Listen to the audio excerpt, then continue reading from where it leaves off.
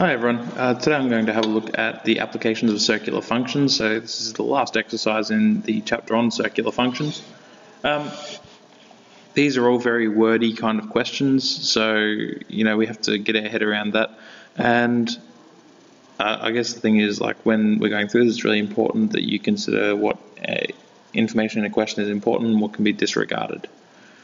So here we have this question. Okay, it's going to take me a while to go through this. I expect that it'll probably be a couple of videos to actually get the whole lot of it done, but we'll just see how we go. So the height of a tide is modeled by the equation h of t equals -3 sine pi 6 on pi on 6t. And where h is the height in meters above the average sea level and t is the time in hours after 2 a.m. So I'm looking at this and I'm thinking that the after 2 a.m. part of the question is going to be quite important. And also that it's about a mean sea level or an average sea level.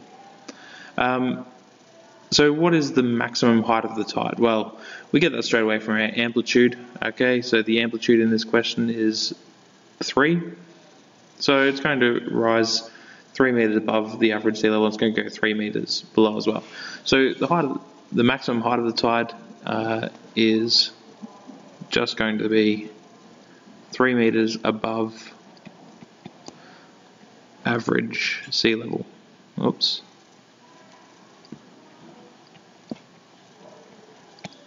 Okay, so quite a nice question to start off with. Sketch h of t for t's between 0 and 24. Well, we're going to have to scroll down and get some more room for something like that. Additionally, we'll use the graph to actually help us with the next part. So the answer to part B, okay, I need to set up my axes, so please bear with me while I go through this. Hopefully I'll be able to draw some nice straight lines. So this is h of t, and going across here, this is the difficult one to do, so we'll just see how this goes.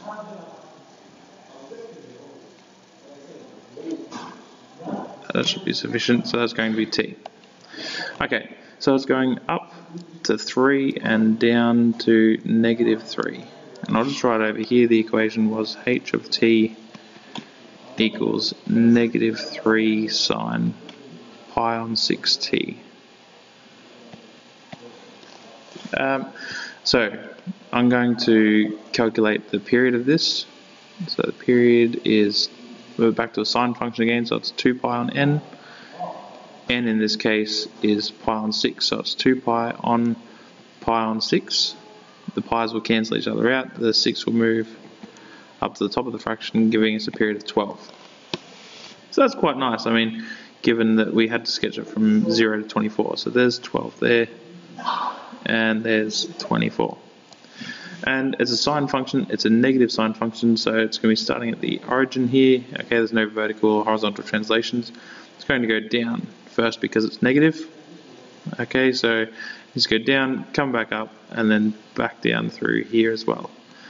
And we know that's going to be passing through 6.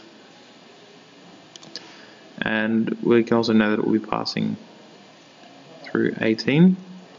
So go that way again. So the minimum should be halfway between 0 and 6 at 3. And halfway between 6 and 12 at 9, giving us the maximum there. Alright, let's see how this looks. So, comes down here, turns back up through here. Okay, there's our first cycle of the graph. And then it's going to have the minimum again here and maximum again here. Oh, that was a bit rough.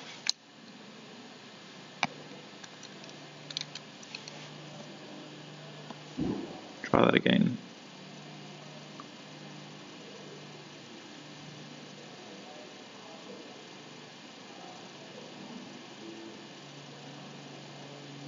There we have it.